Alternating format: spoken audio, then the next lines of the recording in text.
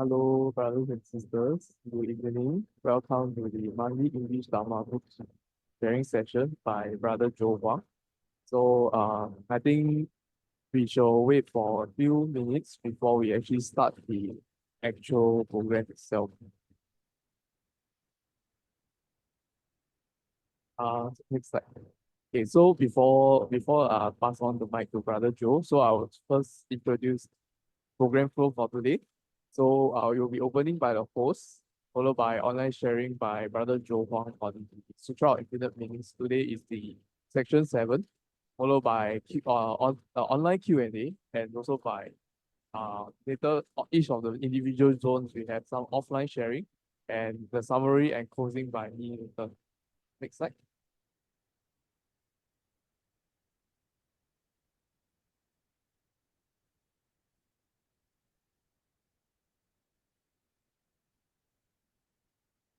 So let us wait for 2 more minutes before we start the program itself.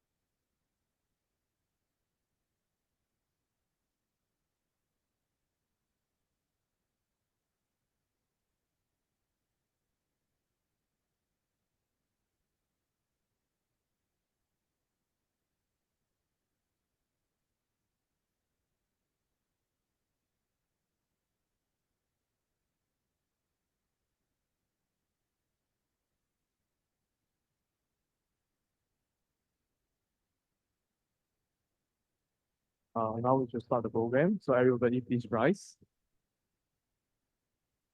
Let us pay respects to Buddha and Master. With our sincere hearts, three bows. First bow, second bow, followed by third bow. Let us pay gratitude and respect to each other. Amitabha.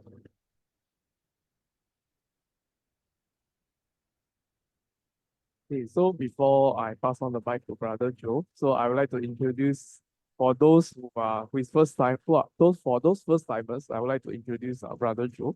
So he's actually born and raised in Taiwan, and he moved to the United States at the age of 13.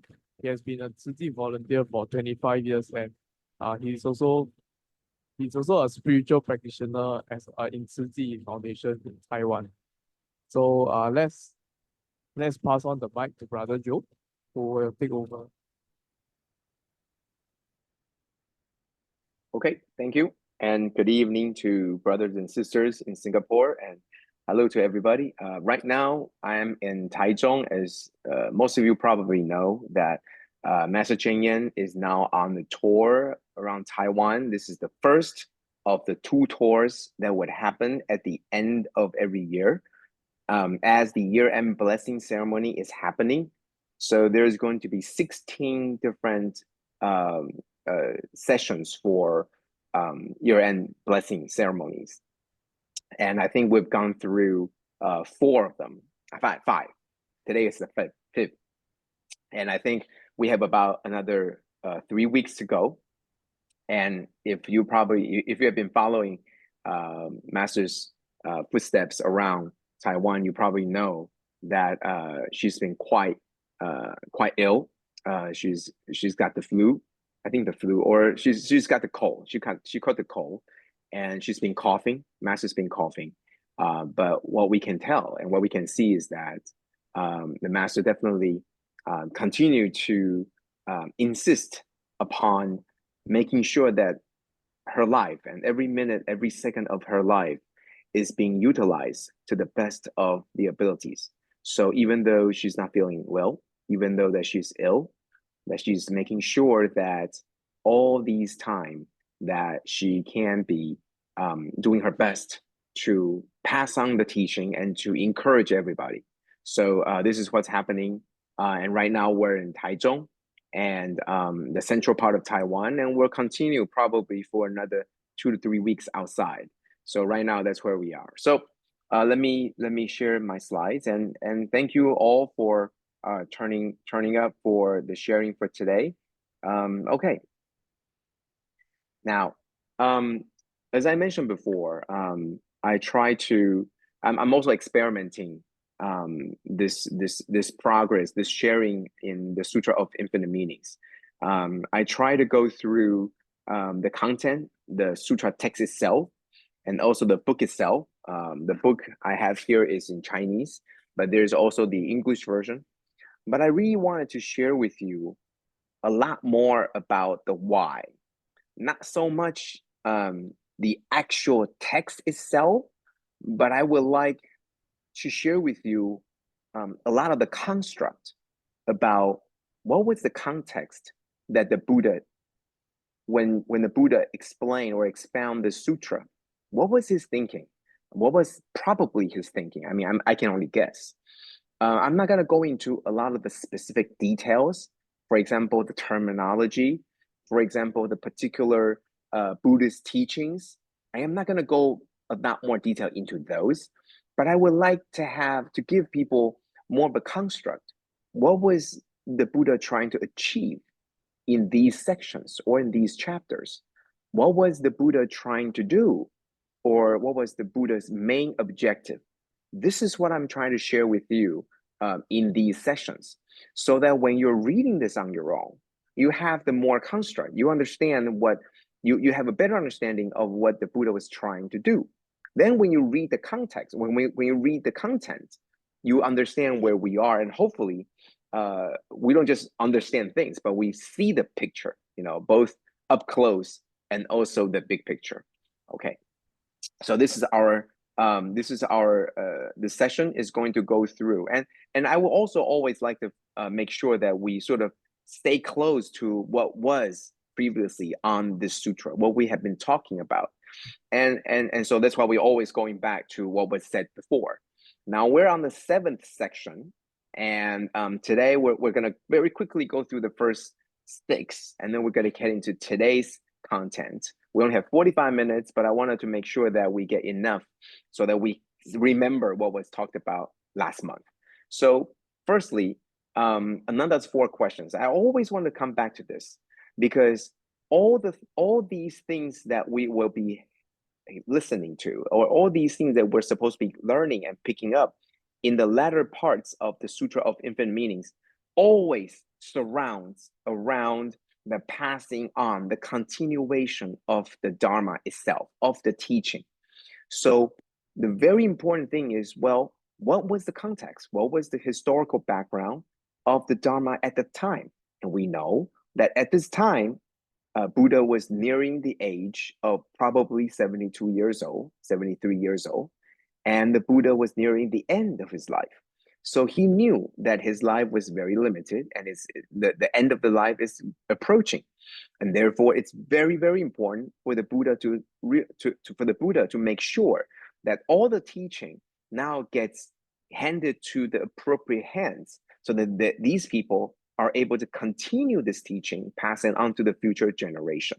So Ananda's 4 questions serve this purpose by going through to make sure that this is truly the teachings that we're seeing now are truly Buddha's teaching back then. So the authenticity of the teaching is very important. The continuity of the teaching is also very important so that it can continue. But also, the Dharma itself, the teaching itself, need to be able to adapt to different time and the different generations. Right? We have very, very different. My parents' generation, my generation, your generation. Everybody's got, we all have a different piece of the time in terms of history, and the Dharma is supposed to help us, and so it should be able to adapt accordingly. So the teaching itself, in order for it to survive, it needs to answer all these 4 key issues. Whether it's authentic, this is really from the Buddha, the Lord Buddha teaching, and whether it's able to continue, whether it's able to adapt, and whether it's able to survive all these different time shifts, generation gaps, and etc. So this is where we are. This is where the Sutra of Infinite Meaning starts out, in that we're nearing the end of the Buddha's life. Buddha understands that the teaching needs to be passed on to the next generation. Well, if Buddha is not going to be here, then who is going to be doing this? Well, you're going to need a group of people that's capable of sharing, that's capable of teaching, just like the Buddha. So now it goes into the content of the sutra itself to explain and trying to get the people that's right now the best candidate to be the teachers are the students right now. So these are the very close students, the students that are the closest to the Buddha, and they are going to be the one that inherit this very important mission. So the 80,000 Bodhisattva Mahasattvas and attaining great wisdom, this section 2 and 3 talks about these great students. How did they achieve such greatness? Why are they good students, right? We're talking about being good candidates to be teachers, to be the next generation of teachers, to be the next generation of flag bearers, right? Imagine that these are the people that will be holding the flags, charging down into the future. When the Buddha is longer with us, these are going to be the people. Well, how did they become good students? Well, we also talked about how they serve to be role models as students, how they serve to be good students so that they're able to carry on the torch, so that they're able to continue the teaching, right? So these are some of the properties of how to become a good student. How do you achieve such greatness? How do you become, the student that will eventually become the flag bearers? So, and then we see this, right? I've broken down the third section into 5 different parts. This is how they're able to attain, to get so great, because they're able to practice precepts, samadhi, and wisdom, right? So this is how you become a good student, right? You can imagine this as you do your homework, you do your studies, you even do extracurricular studies, you do a lot more group sessions, you do a lot more of these group activities so that you become a good student. You become very well-rounded. You're not just knowing your subject, but you're able to do cross disciplines to understand more. That's how you're able to become a good teacher. So you have to first be a good student. If you're not a good student to begin with, how would you be able to share your experience? So that is very important, right? To be a good teacher, you must be a good student first. And so these sections talks about how they are good students, right? Next, once you achieve greatness, what do? You don't just sit idly by. You don't just become a good, you don't just finish your paper, your doctoral thesis. You just don't just finish your paper and you're done with it. No, you actually publish it. You actually share this. You actually improve on it. That's what these great students do. They don't just stop learning once they got the diploma. They continue their learning. They continue their progress to become better, to learn, and that's what they do. So these are some of the things that I'm sharing with you to let you know the context, the historical background right now is the Buddha is looking for the people to carry on the torch. You are going to be the teachers of the next generation. Well, who are going to be the teachers of the next generation? Well, it's going to be the students of right now. Right now, if you're a good student, very good chance that you're going to be a good teacher. And that's what this is about, right? So first, you need to be a good student. And this is how you be a good student. Next, the 12 links of causes and conditions. It's almost like everybody's graduating thesis. You must finish this before you graduate, right? You're a good student, but before you graduate to become eligible to be a teacher, you need to first finish your work. This is your thesis. This is your final paper. This is your final exam. This is your oral exam. Whatever this might be, this is the one. This is the one test that you had to take before you become eligible to be a teacher. So the 12 links of causes and conditions is almost like a roadmap. This is a roadmap that allows people to identify where is the problem or where you are. This is like a checklist of things that we can understand our learning progress. Did I do this yet? Did I learn about this? Am I still stuck in this, right? This is a checklist of all the things that we're supposed to learn by the time that we graduate. For example, before we graduate high school, in mathematics, you're going to make sure that you get your algebra, right? You get your trigonometry, you get your I don't know what other things, the geometry, right? You get your logic, you get all these things that you're supposed to learn before you can graduate, right? So 12 links of cause and condition talks about exactly this. Before you are able to make it to the next tier, right? Going from a student to the teacher, you need to pass this test. At least you take this test and you look at yourself where you're not doing so good and how you're able to improve yourself. That's what this 12 links is really about.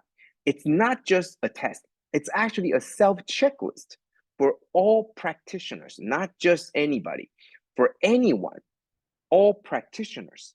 You're able to look at this and you're able to find out where your problem is. And as I'm gonna talk about over and over again, that Buddhist teaching is something that's adaptable to each generation.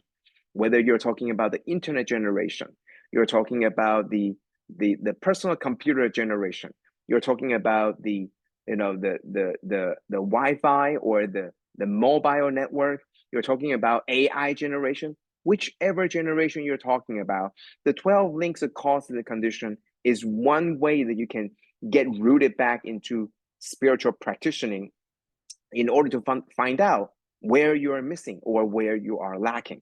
This is like a health checkup where if you do your blood chemistry work, then you're able to find out maybe your cholesterol is a bit high, maybe your glucose is a bit high, maybe your et cetera, et cetera. This is like a self checkup. So that allows you to know where the problems are. And that's what the practitioners do too. They have a checklist to know where your problems are. So for example, ignorance.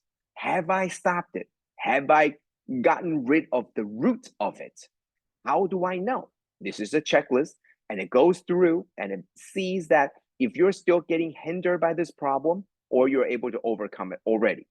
Okay, so 12 links talks about, it allows you to fully diagnose the illness, right? It gives you this checklist.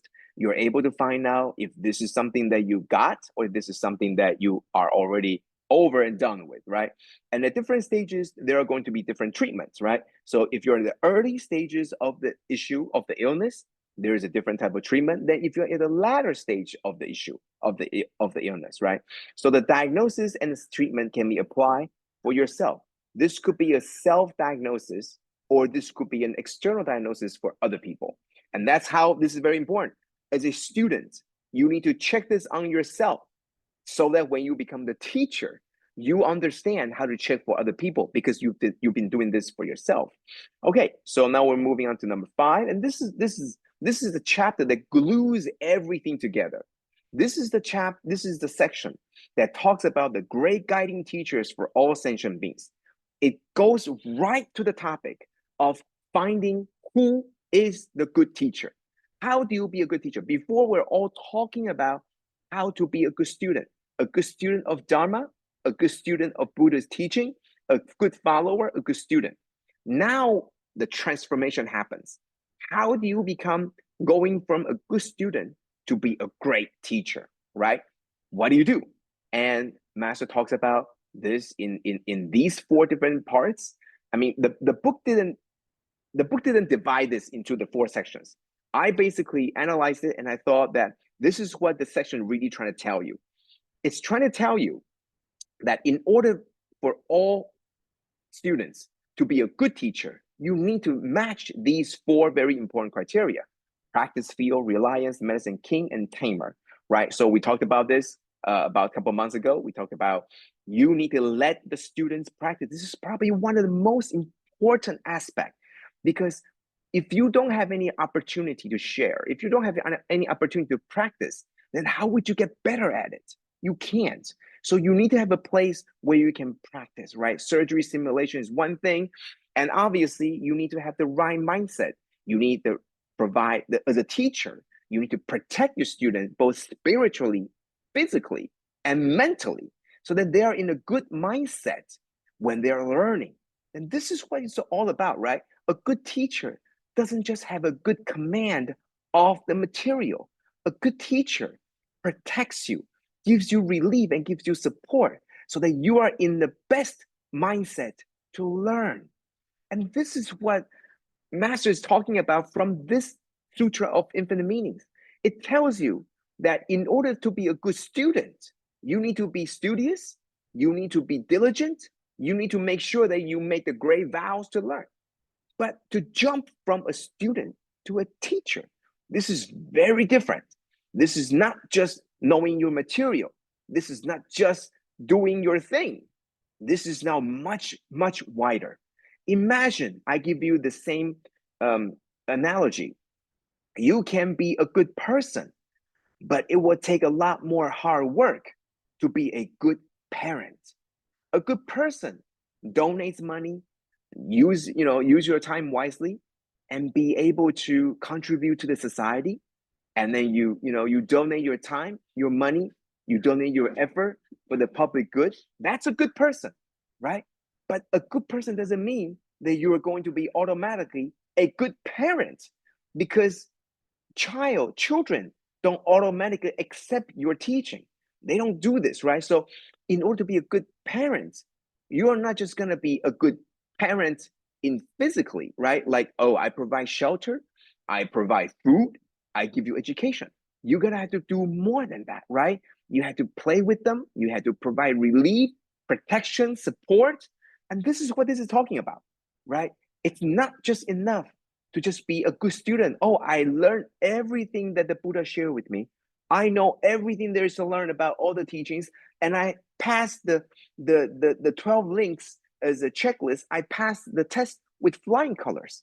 It doesn't mean that you're going to be a good teacher if you cannot provide the students a practice field or relieve, protect, and support. Okay, so Medicine King is the one step beyond that. Not only are you able to provide the relief and support isn't exactly immediate to the things that you're learning, okay? For example, the things that you need right now, relief and support doesn't give you, but it gives you the surrounding where you're most comfortable to accept. And that's very important too. But now Medicine King is talking about being able to diagnose the problem correctly, knows exactly what you need to get rid of your problems, knows exactly the difficulties that you're seeing, and knows exactly the cure. So the Medicine King is able to diagnose the problem, and the Medicine King is able to fix the problem, knows the drug, knows the medicine that will exactly cure you. And not only that, making all patients willing and joyfully taking the medicine. That's Medicine King. Okay, so that's very hard, right? A teacher is the same way, knows exactly the problem of the student, knows how to fix and correct the problems of the students, and knows the way to inspire, to encourage the student. And everybody is different. Some people will be very high esteem. Somebody will have low self-esteem. You would have to approach them very differently. Okay, so that's the first 5 sections.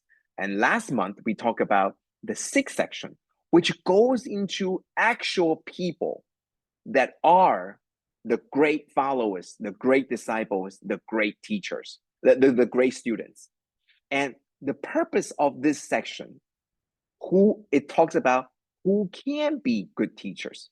So following every section, we talk about the necessity to pass on the teachings, the necessity to transform the students into teachers, the importance of how to be a good student, and then the last section we talk about how to be a good teacher. Now in this section 6, it talks about who are the good teachers. And last month I gave nine different, well, actually more like 7 different individual stories, and the book gives you more, but I took 7 out. And all of these stories, I didn't want to go deeper into it. I just wanted to sort of pick them out, and I want to share with you. The main thing is that any one of these examples, any one of these role models, they are all very good, except they're imperfect. They're not perfect, like they're good in everything. No, they're good in something, but they have trouble in others. Yet, they are still the exemplary role models. And that shows you, in this section, it tells you that you are not perfect, but you are still able to fit the role of a good teacher. So even though imperfection, it happens with all of us, but you still have the potential to be good teachers. And throughout this journey, each individual learn and adjust, and they make up for the deficiencies. Therefore, they become better and better and better teachers. And that's what this is about. You start out not so good, but you're willing. You start out as a good student, but you're not there as a good teacher yet. But you're willing to make adjustments. You're willing to adapt, and you're able to accumulate experience and the knowledge. And eventually, you're able to self-adjust, self-improve. You're able to become the good teachers that like the Buddha. And so that's what we've been talking about. So I would focus, I almost use half the time to explain the story so far, because it's very important that we know the story and the context so far, so that we are going to use the other half to talk about what we're going to talk about this month. So now we're going into section 7, speaking verses of praise with one voice. Now, this is something that's going to be a little bit different from the previous 6 sections, right? The previous 6 sections always have a very, very concrete objective in terms of my categorizing. It has a very concrete objective. It has a very concrete goal in each of the section, right? It tells you the context. It tells you that how do these are the role models and they're very good students, and it tells you that they're slowly becoming good teachers, and it tells you that how you can become a good teacher, and it tells you that they are growing in their journey. They all started out not so perfect, and they're eventually going to grow into their role as a teacher. That's very important. So what is section 7 talking about? Speaking verses of praise with one voice. Well, let's get into it. The text itself, and this time I'm going to be doing something a little bit different. I'm going to go into the Sutra text itself to explain to you. Okay, so this is part of the Sutra, in the Sutra of Infinite Meanings.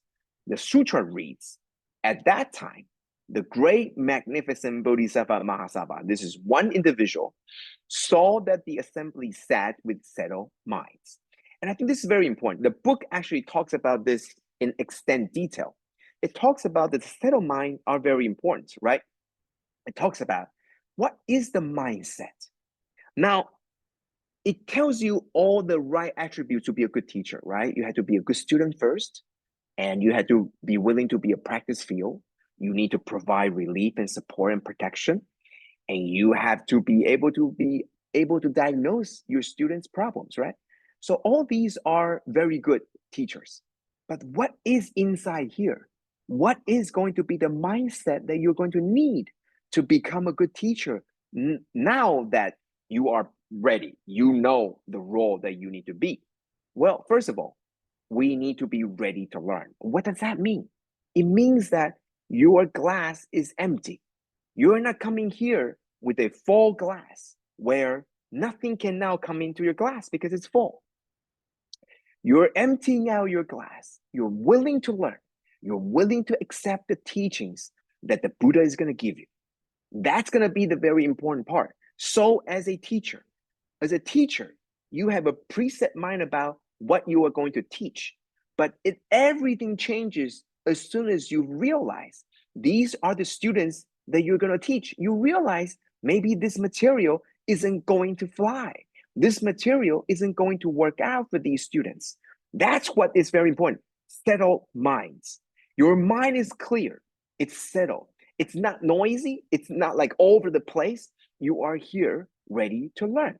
This right mindset is necessary for both the student to learn and for the teacher to teach.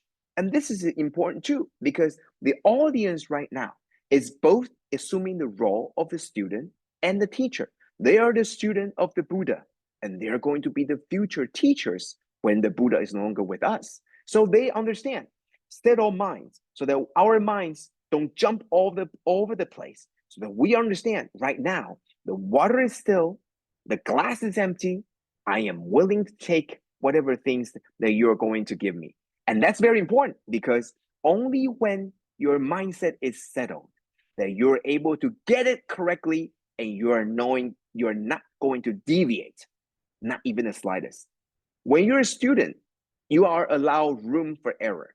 When you're a teacher, the room for error gets even extremely less and little. And that's very important. So I'm going to share with you the story, right? This is an article from the New York Times. And if you have been to New York, or if you didn't, it doesn't matter if you've been to New York, but if you see a lot of Hollywood movies, they always use either Los Angeles or New York or Chicago, some of these big cities. And in the past, the stories dealing with, the action movies dealing with New York usually deals with the Federal Reserve or the World Trade Center or the big buildings. But one of the most key important thing about New York is that Manhattan, which is a big important part of New York, if you see Wall Street, you see all of these financial institutions, even including the United Nations, it's on this island called Manhattan. And Manhattan is connected to the actual continental US through either tunnels or bridges. There's a ton of bridges in New York. However, one of the things that it connects to the actual continental US is through tunnels. The tunnels goes underneath all these rivers and all these bodies of water in order for the traffic to go through, either go through different parts of New York or going from New York to New Jersey. Anyway, getting that out of the way. The story talks about these are the people that drive through the tunnel, and the tunnel is actually very long. And then the water rushed in, and you were talking about you're deep inside underneath the water. And if the water rushes in, there is nowhere to go. Nowhere to go. You're trapped, and you're very likely that's going to be the end of your life. So it's very important, right? So there is this article and that I read that I thought was very, very interesting, scary, because I myself, I lived in New York for about 10 years. I knew my parents always drive through these tunnels. For me, it's not scary. But when you read the story, it becomes scary because you go through this before, right? So there's a leak in the Queens Midtown Tunnel, and the race to plug it revealed the fragility of New York City's aging transportation network. This is truly very important, right? So what was the problem? So the workers for the Metropolitan Transportation Authority, this is MTA, this is the government body that is responsible for the highways, for the subways, for the massive transit, the buses, and these tunnels, right? They own these tunnels. First, notice a curious downpour in the eastbound tube. They call this the tube, right? It's the tube that has all the cars driving in there. And leaks are not unheard of. So basically, these are always these, tunnels underneath the water, right? Like I said, if the water goes in, there is nowhere for you to go. You're done, right? You're not going to be able to race to the end of the tunnel. This is a huge tunnel. And if you're trapped in there, that's it for you. Okay, unless you happen to have your oxygen tanks with you. But even if they do, you had to be able to get out. And I'll tell you later how impossible that is. But anyway, so the tunnel, there's leaks, right? It's not unheard of because it's underneath the water. So it's possible that there's going to be some leaks, right? It's not unheard of, right? So they thought that was coming for a broken main pipe. That's going to be something that is on this end of the tunnel, right? But there was no evidence. So there was only guess, right? People had to guess what the problem was. So the water continued to pour in, right? People are having their windshield wipers, right? It's like it's raining inside a tunnel. Imagine raining inside your house. You knew something is up, something is wrong, right? Something is happening. That's why it's raining inside the house. There's a leak in your roof. Same thing. If there's a leak in the tunnel, there is a problem, right? So the water continues to pour in. The tunnel worker performed a simple test using the most sensitive instruments. What is it? His tongue. He tasted the water and it was salty. So what does that mean? It means this is not the water main pipe. If it's a water main pipe, it's going to be the desalinated water. It's going to be fresh water. It's not going to be the salty water, right? So the crew, what happened? They eventually find out. And I jumped all the article. I jumped all the parts, the scary part, right? They have this anecdote from people driving through and they're having nightmares. They're crazy. I'm gonna speed through because it's going, a lot of water is pouring in, right? I jump all these, all the juicy part. I get down to the final part. What happened, right? So there was a crew on that day that was sampling the soil below the river. Why?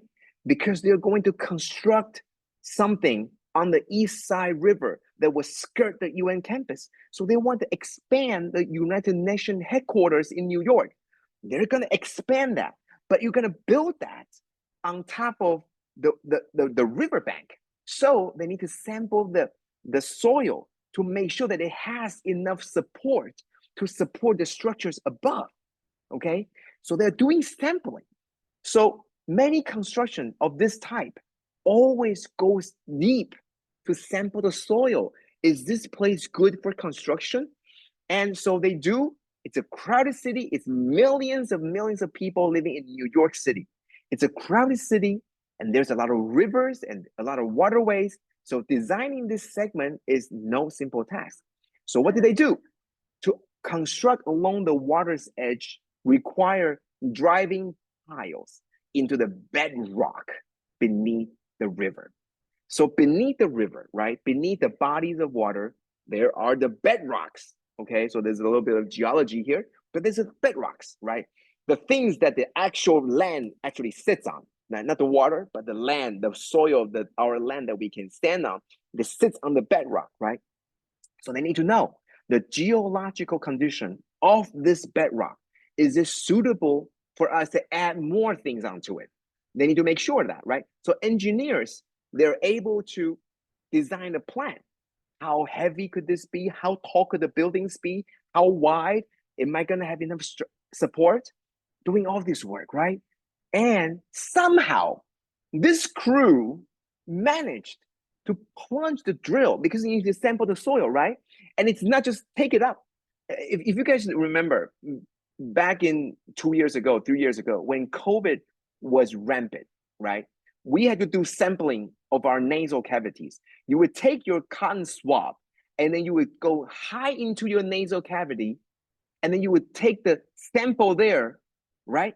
Same thing. You don't take sample on the tip of your nose. You take it inside in your nasal tract. Same thing. If you're going to take the soil sample, you're not just going to go in and say, oh, let me scoop this up and see if this is good bedrock to support my structures. You're going to go deep. Well, they go deep. They go deeper than they thought they should. 50 feet of water, right? So 50 feet is about 16 meters. 16 meters is about 5 stories high. So they have a drill that goes through 6 stories high of water.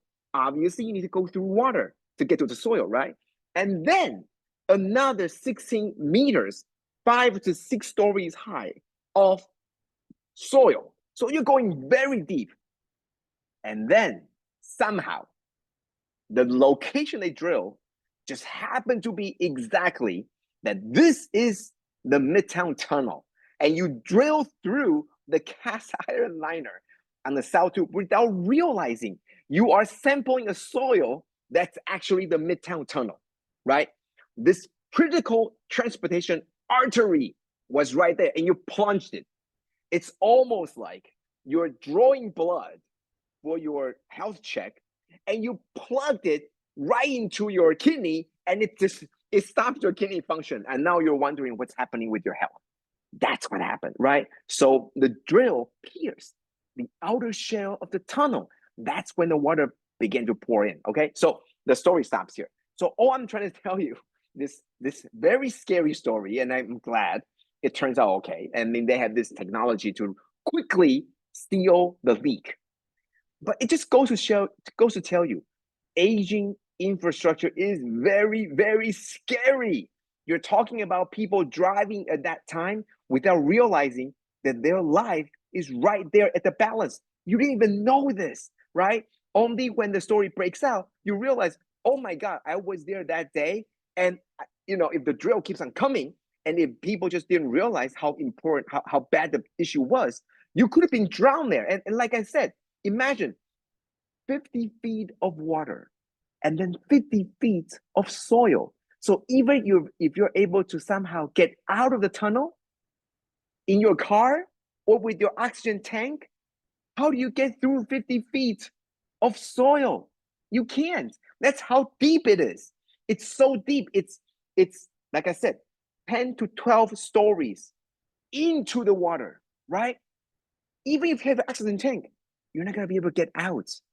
You're there. You're buried there. You're buried there. You're like a dinosaur. You're there. Maybe 50 million later, you will become part of the gasoline that future generation uses. The petrol, that's you. Okay, fossil fuel, that's you. Okay, so that's how scary it was. Anyway, so why did I tell you this, right? Because that's what we talk about. Deviation, even the slightest. If you look at these contractors, do they not know? They know. But where did the calculation go wrong? How did they not know that if you plunge deep enough, you're going to hit something that you're not supposed to hit?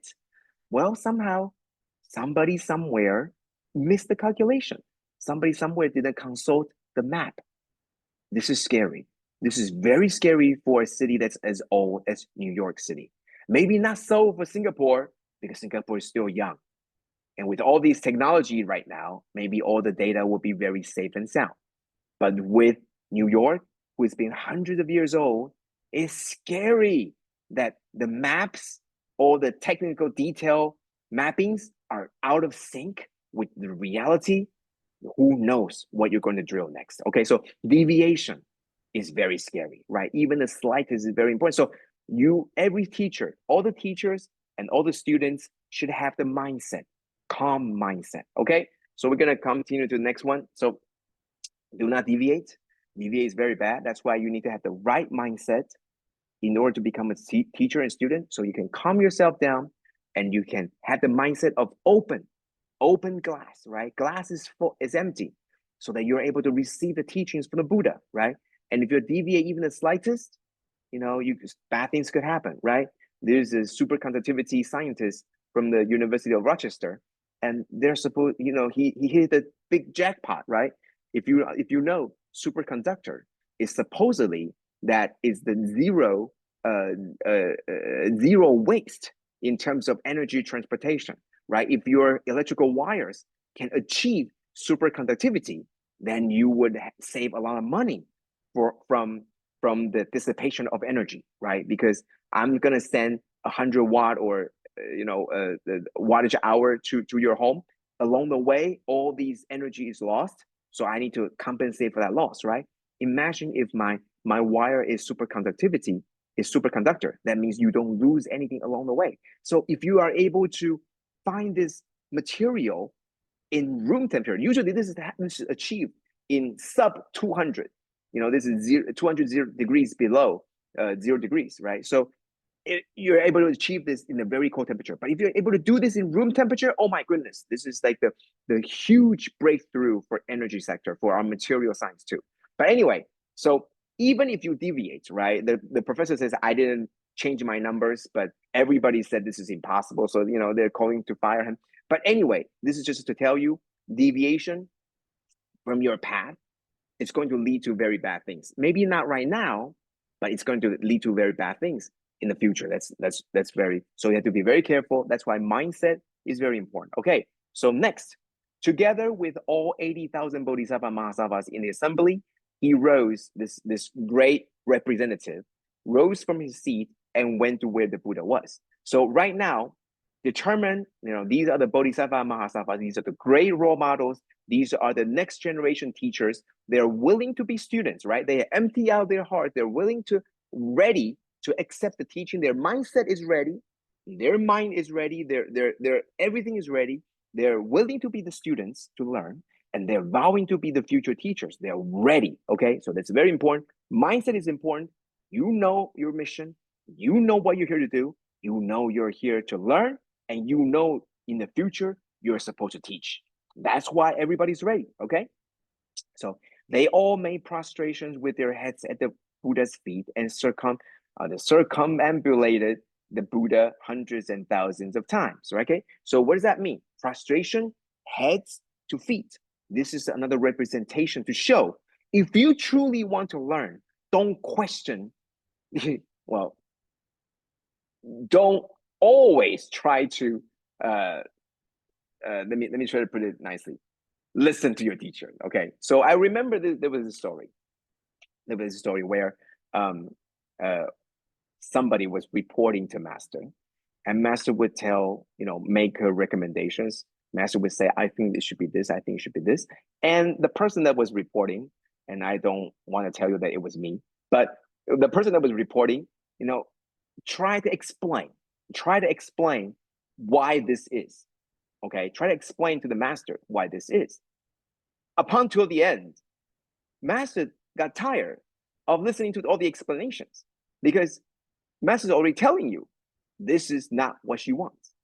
And you are telling master, let me explain to you why this is what you want. And so very quickly at the end, master just didn't want to hear any of it and says, who is the teacher? And obviously the student replied, master, you are. Well, if I'm the teacher, you should listen to me. So stop trying to convince me. I am going to tell you that this is what I want. This is not what I want. Okay. So once again, this is very important as a student. And if you believe, not all the teachers are coming prepared, right? But if you have a teacher like the master, if a teacher like the Buddha, you are prepared, even though there are teachings that you might not understand right now, but you are willing to accept it. You keep that question in your mind. You can ask these questions to the teacher, but you should listen, because sometimes it's really difficult to tell you the answer right now because you just don't get it, right? Our parents always tell you, you just don't understand it yet. And that's true. You don't get it until you have your first child. I could tell you all the things that you should know about being a parent, but you're just knowing it. You just don't get it. So it doesn't matter what I tell you. You're going to give me all these answers and responses. But the moment that you get to know it is when you just click and you just know it. And when you're not there yet, it's hard. So that's what I was talking about, the mindset. This is telling you that when you put your head to the Buddha's feet, you are demonstrating, I am willing to learn to listen, learning to listen and listening to learn. Because I'm emptying out my glass. So I'm willing to pour in whatever your wisdom, even if I don't understand it, I'm willing to accept it. I will learn it along the way. I'll get to it along the way. I'll learn it more and more and more. Eventually, I'll understand it. But even though I might not agree with it now, I know that you're my teacher and I'm willing to take it. I'm willing to take your teaching. Okay, so sometimes people might think that this is just blind following. It is true, but you do this for, in this context, you do this because you know that this teacher is the Buddha.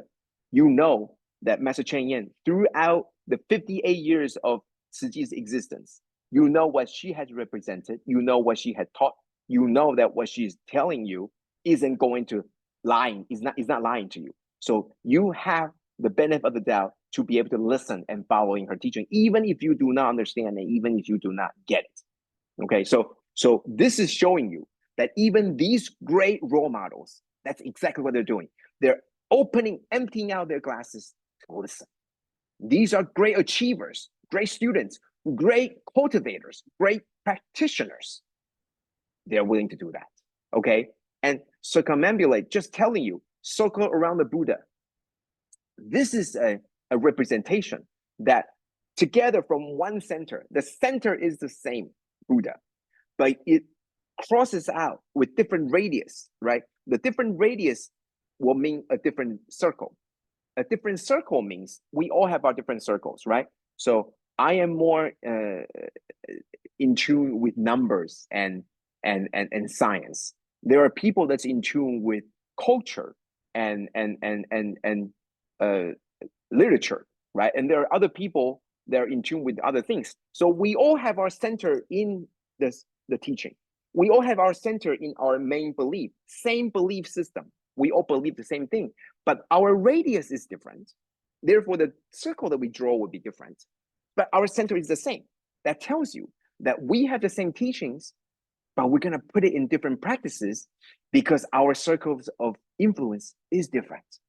And that's what this is about. Everybody, right? Remember the previous section? I picked out 7 individuals to use as an example that they could be good teachers. Well, each one of them have their different backgrounds.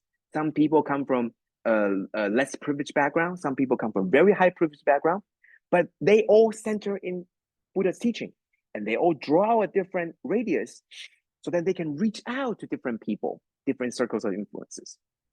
So they all come down to attitude. This section is talking about what attitude should you have when you're learning and when you're becoming a teacher. When you have the right attitude, then you're not just learning for yourself, you're also learning to be the teacher. You're also learning for the future generation. You're also learning to continue teaching. Attitude is important. I am not here to argue with the teacher. I am not here to question and doubt my teacher. I know my mission.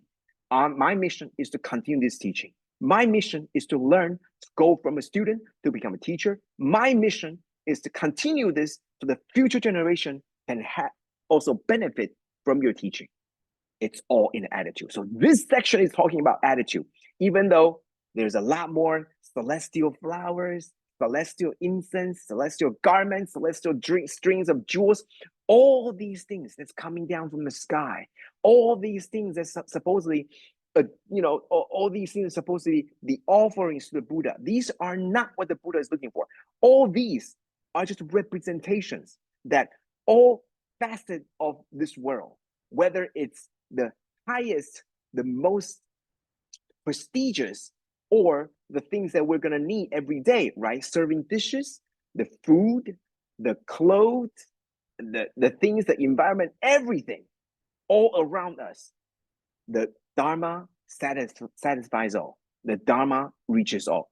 All these, the banners, the flags, the canopies, all these musical instruments, everything you can see, everything you don't see, anything falls underneath that to represent our attitude, that regardless of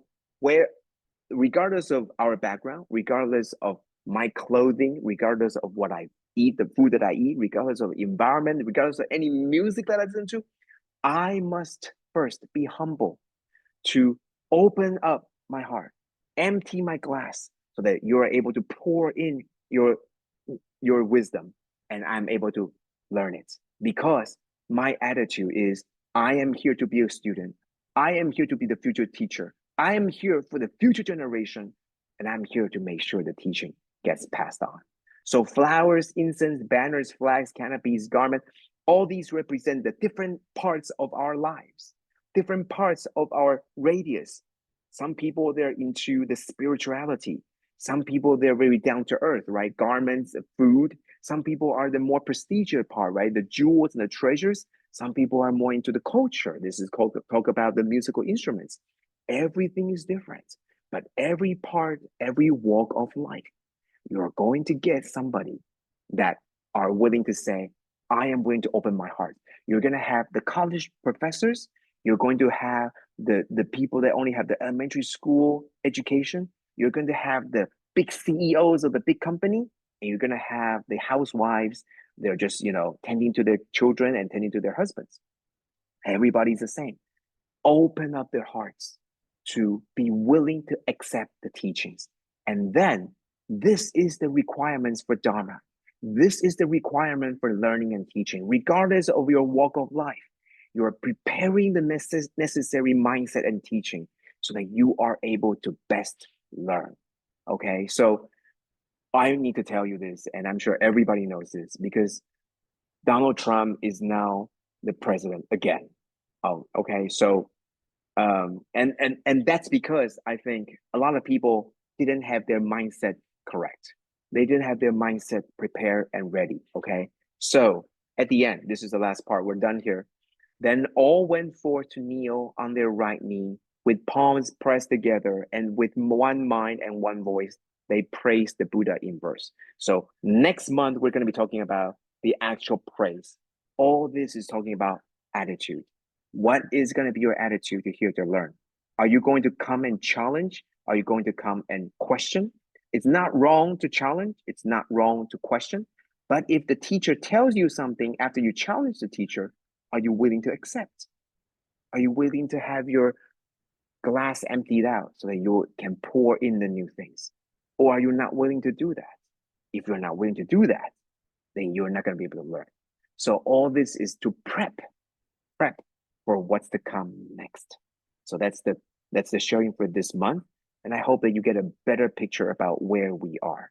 It's all about preparing all these great students of Buddha, great disciples of Buddha, to be the next generation of teachers. Why do we need to do that? Because they are going to be responsible to pass on the Dharma. And why are we reading this? Because that's exactly who we are. We are not just listeners of this Dharma teaching. We're not just listeners of the Sutra of the Infinite Meaning. We're not just reading it. We are carrying out its teachings. And in essence, we are the teachers as well. So we are also learning how to prep our mentality, prepping our mindset so that we can also be the propagators of this teaching. That's the sharing for today. Thank you. And I hope you get a much better grasp of what this book has been talking about. I'm hoping that after you see this overview and this construct, you read this, there's going to be a lot more terminologies in here. But after you see this, you're able to see what this chapter is trying to tell you. There's a lot of details in here that's going to be easily sidetrack you to see different parts. You go deeper, right? And then you sort of miss what's the big picture. But this section is talking about the correct mindset. Thank you. And I wish all have a wonderful, wonderful weekend ahead of you. Thank you. Thank you, Brother Joe, for your wonderful sharing. So I think probably one sharing and also one question from me. So I think Canon Brother Joe once more for your wonderful sharing again. So I think probably now I'll share what I have learned through your sharing. So I think today mostly is the main point of it is to be a great teacher and a great student itself. So I think it's important to actually learn to listen and also be willing to listen to learn. So I think as a teacher itself, we must be willing to open our hearts and also to we humbly accept the Buddha's teachings and implement it in our real lives. So I think one question I would like to ask is because I think I was trying to read the book for at least 3 times. So I think just now Brother Joe mentioned about attitude is very important. So because in this modern society, I think we are always faced with many challenges, many temptations. How do we ensure that we actually make our minds settled and always achieve tranquility at the same time? Okay, thank you. It's a very good question. The same question that I think I've been asking myself too, right? Because I'm also just like anybody, right? I'm not there yet, and I don't think anybody is there yet. But we're always getting, dealt with a lot of disruptions to our lives, and also things don't go our way, and sometimes things shouldn't go our way. Okay, so how do you make sure that you have this correct settled mind? And I think there was a part that I talked about. Let me try to bring up that slide about the attitude. But I think there was a part that I talk about here. Let me share it with you. Okay, this. So, and I think this is true for all companies too. Why is the vision? Why is the vision of a company very important? Why is the mentality important? The mentality and the vision statement doesn't do anything, but it sets the right path, the right direction, so that you are not easily going to be detracted. If you're lost, you could always ask yourself, am I doing this?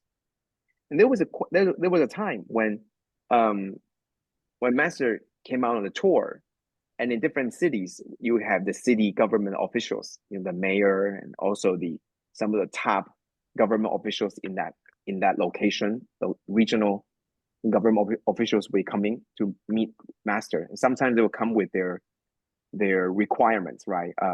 This is what our city demands, or not demands, but this is what we require. So can you help us? Can Tzu help us build this, build that? But one time, one disciple asked the master, how do you decide? I mean, there's so many things there is to do. There is so many things that you could do. But how do you know which one should you do? How do you know which one you need to do? And master said, well, it's very simple. Does it matter? Is this thing what I do going to fit my goal? And what is master's goal, right? To 人心净化, purified minds, 社会祥和, the harmonized society, and such that we have a world free of disasters. If what the government proposes or anybody proposes fits these criteria, then that's something that I should do. So once again, we are more focused around our problems that we face. But sometimes when we're lost or when we are disrupted by these challenges, we get too focused on the problem. We forgot what we're working for. So it's always important you regain that mentality or the settled minds to remind yourself, what was the thing that you wanted to do first, right? What was it that you want to do? So the one thing that I always like to say is my mom. My mom was a housewife taking care of us when we immigrated to the US, and she would make sure that we get breakfast, lunch, dinner, etc. Right? So take care of us, right? So in my mind, I'm thinking that's such a boring job, and I don't even know if the children appreciate this. So what was the attitude? The attitude is that it could be a very boring job, but I'm doing this because I want my children to feel at home. I want my children to know that they're always finding comfort, food, security at home. That's the goal, right? It doesn't tell you need to cook 3 meals a day, but the goal is much higher. And that's the key. That's why here, the attitude underneath, it says, you are not here to learn this on your own. You are doing this because you are going to be the teacher. And what does that mean?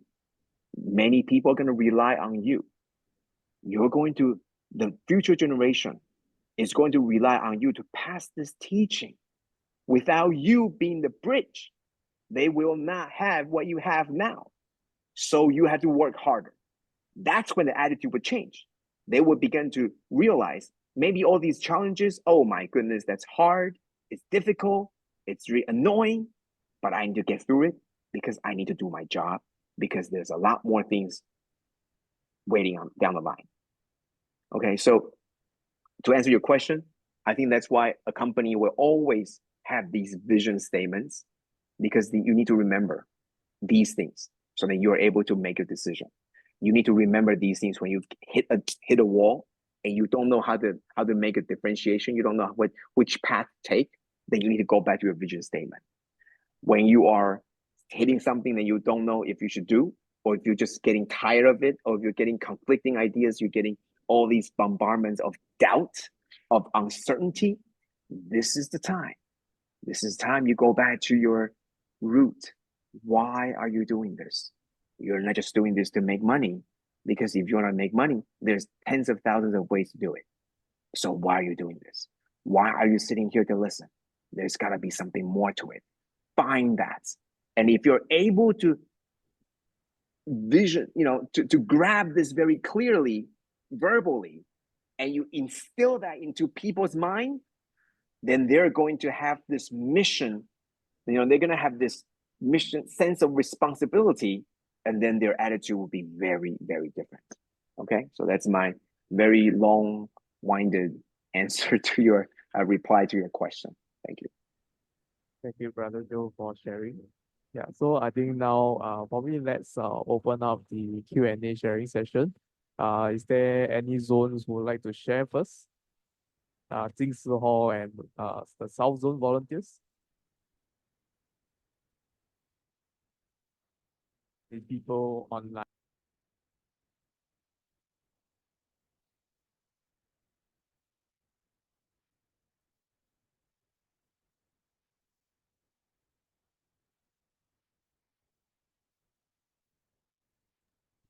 Or even our brothers and sisters from Sri Lanka. Do you all have any questions regarding Brother Joe's sharing?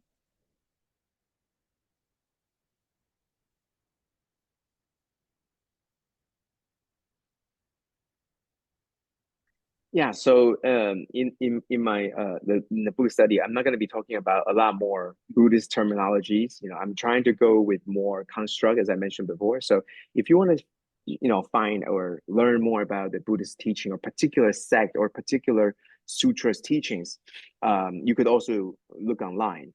But I like to just organize all these things so that we understand what was the main key.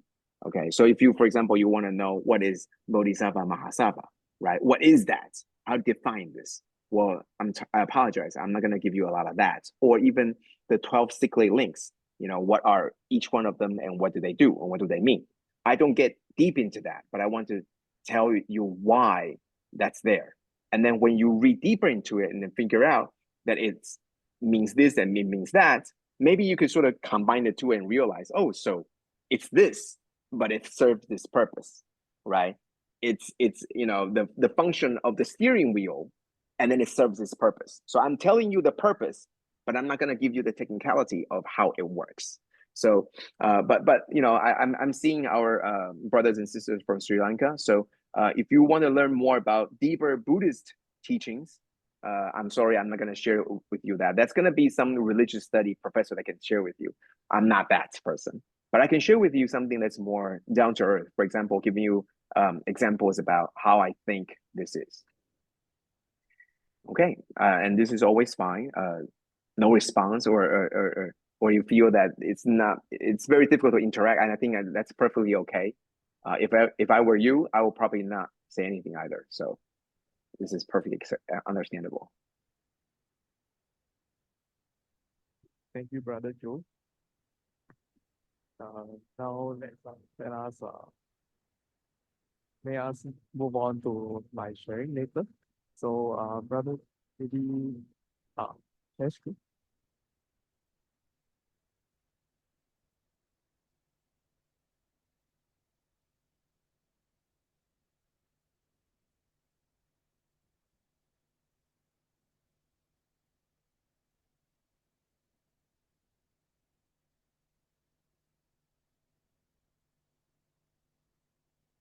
Okay, so now as we have finished the online session by Brother Joe and also the Q&A, so I actually prepared some slides today and also share about the comfort teachings of the pages for the Sutra of Infinite Meanings on section 7. Next slide.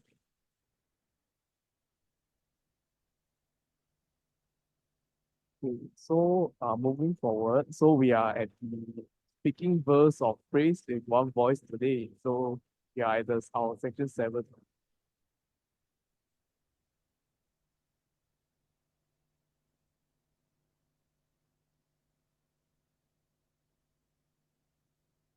Okay, so what did the great magnificent Bodhisattva and Mahasattva saw? So at the beginning, Brother Joe he actually mentioned uh all the 80,000 Bodhisattva and Mahasattvas in the assemblies to settled by. You could see that everyone came and each sat in their own place. So I think from this text itself, from my understanding, is that actually we are maybe previous in the previous our previous lives we are all Bodhisattvas and Mahasattvas. So this is a more in a more Buddhist context. So if that we can say that maybe we are actually brothers and sisters in the Dharma in our previous life. So we actually came into many lifetimes and maybe we can come until now to actually listen to the Dharma again. Yeah, so in order for the Dharma to expound, so their minds have to be clear and tranquil to ensure that the words of the Buddha are carefully passed down.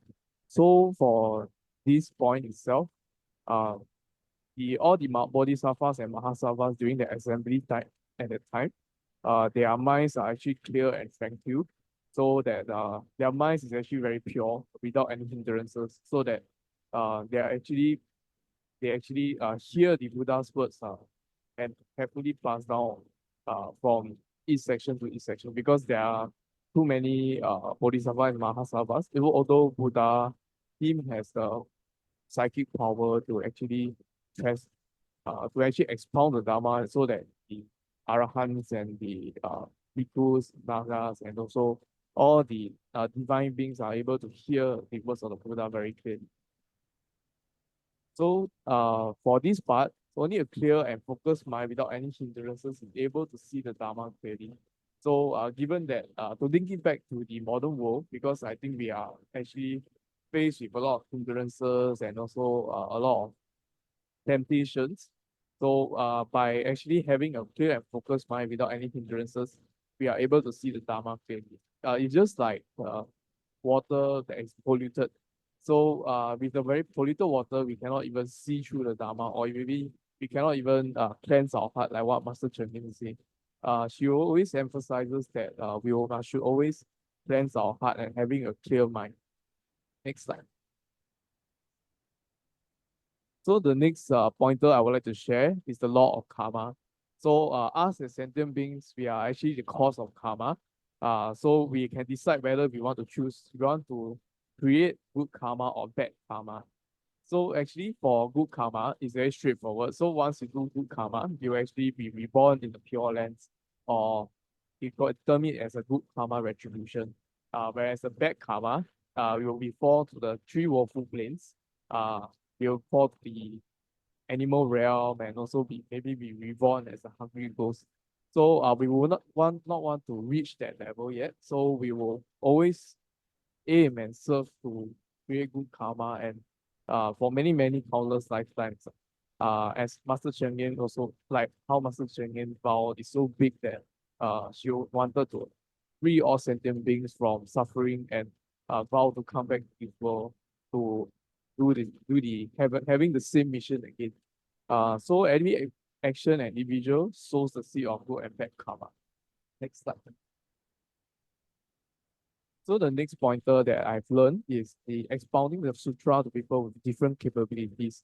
So for people who expounded the sutras, like what Brother Shio say, the teacher must possess samadhi, and which is also concentration, and to be able to focus their energy in exhibiting accumulated wisdom.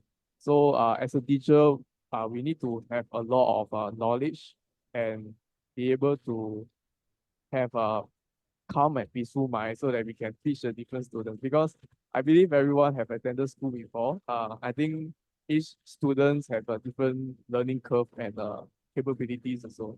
So I think it's important to be calm. If not, once you met with different students, you'll have the hindrances will come. So likewise for people who listen to the sutras, you have settled minds. So the settled minds will lead to gratitude, and it's very important to be peaceful and take in the teachings and so on. So like what we learn in maths or even physics, so end product or even chemistry. So end product is no afflictions, and you'll be able to absorb the Dharma that is taught. So the third pointer would be to express. There's a part where they express their resolve by making all kinds of offerings. So in the book itself, the subsection, I actually read that there's a lot of bodhisattvas, mahasattvas. They actually make all kinds of offering. Actually, the most sincere offering will be to place the importance in the Dharma, because like what Brother Zhou say, there's a lot of offerings, there's a lot of flowers, and also all the um all the offerings itself. Actually, Buddha initially he took in the offerings, but he told his students that the most important offering is to place the most importance in the Dharma. Because I think it's important to put the Dharma at the highest point, so that we are able to absorb his teachings and pass on to the next generation. So I think the next point would be one voice in the Dharma assembly, although people have different perspectives and voices.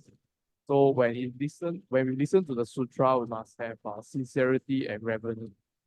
And the last pointer I would like to share is Buddha's wish for sentient beings is to make offerings for the conduct from our heart. Just like we ask as volunteers, we always do things, it's not for other people, but we aim to serve people without any expectations. Next slide. So to conclude my sharing today, there are 3 pointers I would like to emphasize. So only a clear and focused mind without any hindrances is able to see the Dharma clearly with the state of tranquil minds and also samadhi, which is concentration. So the second point I would like to make is we should always continue to sow the seeds of kindness and generate good karma in order to avoid bad karma, falling into samsara and for countless of lifetimes. So what we aim is to come out, to get rid of samsara and become the Buddha. And for us to actually reach there, it will take a lot of good merits and karma that we generated. So like we said, what we reap and is what we sow. So if we sow the kindness, seed of kindness in our heart, we will get countless of and infinite merits and also for countless of lifetimes also. So the last pointer I would like to make is the most sincere offering to the Buddha is to listen to the Dharma with the most sincere heart. So as you can see right now, we are also like the assembly. We are using our most sincere heart to actually listen to the Dharma that Brother Joe has presented. So this marks the end of my presentation. So probably I would like to share a discussion question for everybody. So maybe each zone, you all can take this discussion question and also maybe share within their own groups. And maybe later, if there's any person who would like to share, or even Zoom, you all also can off your mic and share with us through the session.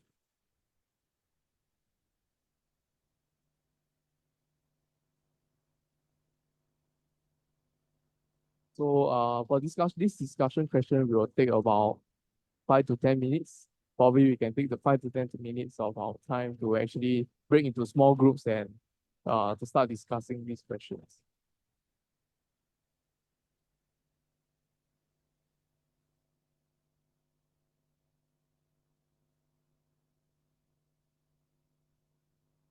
I think we will break into our own zones to for this to further discuss the question. Thank you, Brother Joe, for your sharing again. So let us pay respects to our Buddha with 3 bows. First bow, second bow, third bow. Let us pay gratitude towards each other. Coming to a Thank you, Brother Joe, for sharing today, and hope you have a great day today. Okay, 感恩 to Brother Thank you. Joe for your 感恩。 insightful sharing. 感恩 so much, and to our brother at Khatib for hosting tonight's session and your sharing as well. Okay, so now we'll break into our own zone and we can continue with our interactions, okay, and listen and learn from each other. Okay, 感恩 everyone. Good night.